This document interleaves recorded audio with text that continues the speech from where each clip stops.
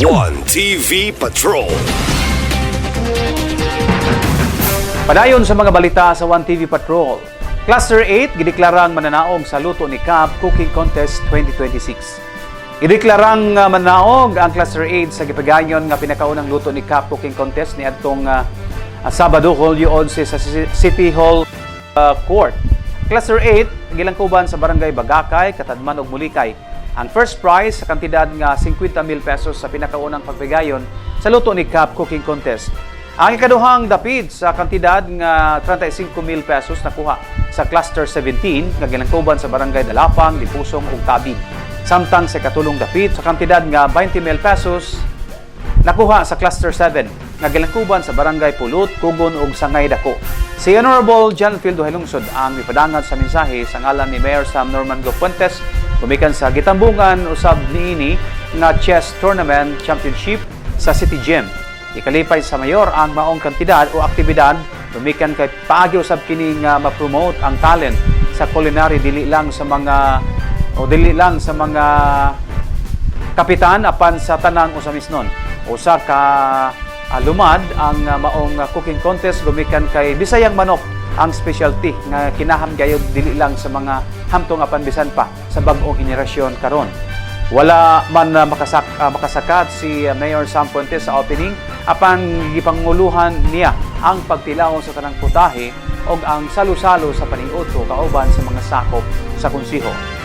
Ang luto ni CAP Bisayang Manok Cooking Contest tipik og bahin sa pagsaulog sa Usami City o sa Usami sa ika-78 na pagkahimong syudad. To everyone who worked tirelessly to make this event possible, our organizers, participants, and supporters, please accept our heartfelt gratitude. Your dedication and hard work have made this celebration a reality. As we enjoy these activities, the food, and each other's company, may this event inspire us to continue working hand in hand for the progress and prosperity of our barangay and our city.